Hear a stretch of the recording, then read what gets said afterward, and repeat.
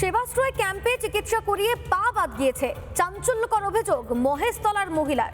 সোমবার স্বাস্থ্যমন্ত্রীর কাছে সেই মালতী বিশ্বাসের ছেলে। নতুন সরকারের পদক্ষেপে খুশি মালতীর পরিবার।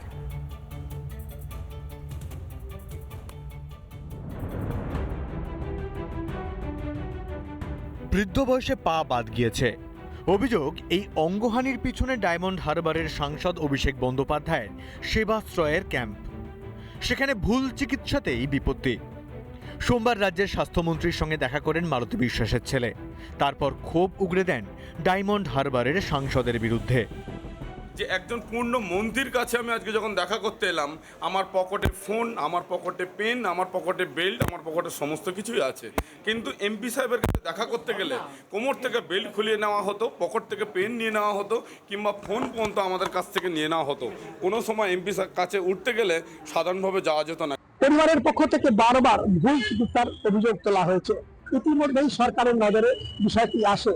এরপরে স্বাস্থ্য দপ্তরের পক্ষ থেকে ডাকা হয় এই মালতী বিশ্বাসের পরিবারকে। ডেকেছিলেন স্বাস্থ্যমন্ত্রী। সব সমস্যার কথা জানিয়েছেন মালতী বিশ্বাসের ছেলে।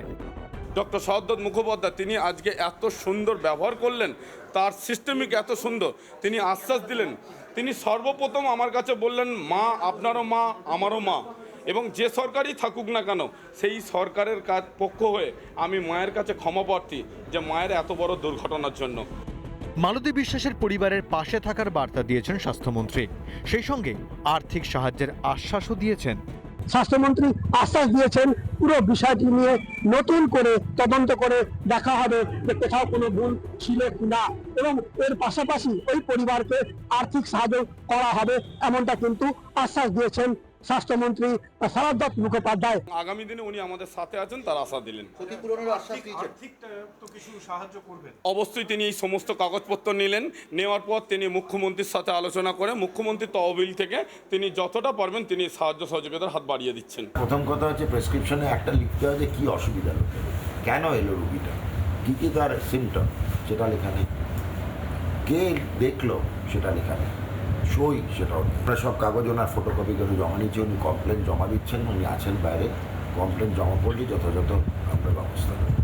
তৃণমূল জমানায় বারবার অভিযোগ জানিয়েছিলেন, কোনো লাভ হয়নি বলে দাবি। বদলের বঙ্গে সেই অবহেলার ছবিটাও বদলে গিয়েছে। এই যে স্বাস্থ্য নামে যে ডায়মন্ড হারবারে আয়োজন করা হয়েছিল এই ক্যাম্প, তাতে কিন্তু যে ব্যবস্থাগুলো করা হয়েছিল সেটা সঠিক ছিল না। এই নিয়ে কিন্তু প্রশ্ন তোলেন সৌম্যদীপ বিশ্বাস। আনন্দমোহন ঝা, রিপাবলিক বাংলা, সল্টলেক। নানা ধরনের কন্টেন্ট দেখার জন্য লাইক করুন, শেয়ার করুন আমাদের ফেসবুক পেজ, সাবস্ক্রাইব করুন আমাদের ইউটিউব চ্যানেল। পাশাপাশি অন্যান্য ব্রেকিং নিউজের জন্য অবশ্যই চোখ রাখুন রিপাবলিক বাংলায়।